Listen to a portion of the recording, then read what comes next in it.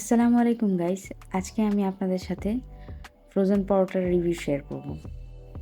আমি নিয়েছি প্যারাগনের family pack frozen পরোটা। তো এখন আমি প্যাকেটটি কেটে নিই। কেটে এখন কয়েক পিস পরোটা বের করে নিচ্ছি।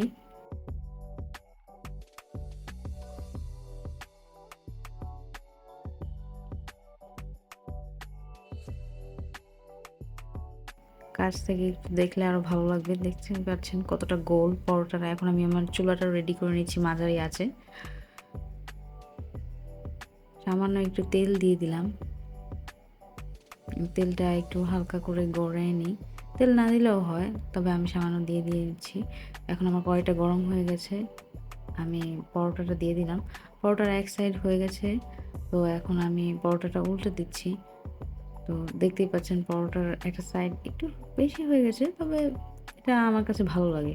আপনাদের কাছে যদি এরকম ভালো না লাগে তবে আপনারা একটুখানি কম ভেজে নিতে পারেন। তো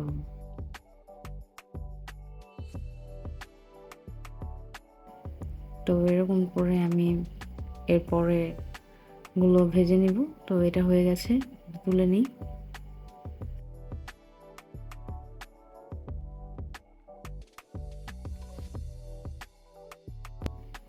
এভাবে একই রকমভাবে আমি সবগুলো পরোটা ভেজে নিব।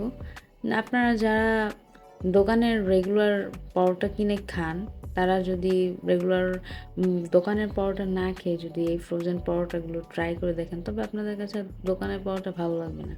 কারণ এই পরোটাগুলো অনেক টেস্টি, আর দেখতেই পাচ্ছেন কত সুন্দর ফুলেছে। এটা 2 ভাগ হয়ে যায় রুটির মতো।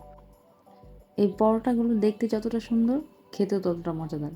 আপনারা ট্রাই করলেই বুঝতে পারবেন।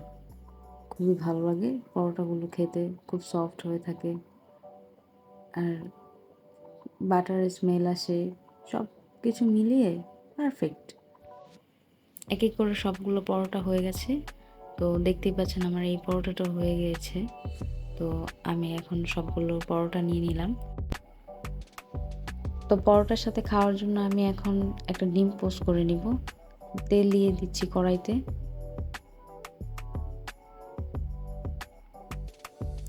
ডিমটা দিয়ে দিলাম।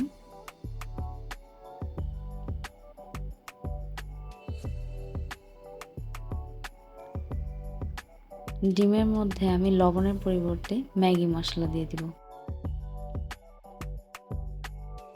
আমার হাজব্যান্ড আর আমার বেবি খুব পছন্দ করে, তো আমার কাছে এটা অনেক ডিফারেন্ট আর ডিলিশিয়াস মনে হয়েছে, তার জন্য আপনাদের সাথে শেয়ার করলাম। আপনারা ট্রাই করে দেখতে পারেন। এভাবে ডিম খেতে খুবই ভালো লাগে, আমিও খুবই পছন্দ করি। এভাবেই তৈরি হয়ে গেল ফ্রোজেন পরোটা অ্যান্ড ম্যাগি মশলা ডিম। আজকের ভিডিওটি যদি আপনাদের ভালো লেগে থাকে তবে অবশ্যই একটি লাইক দিবেন অ্যান্ড চ্যানেলটি সাবস্ক্রাইব করতে ভুলবেন না।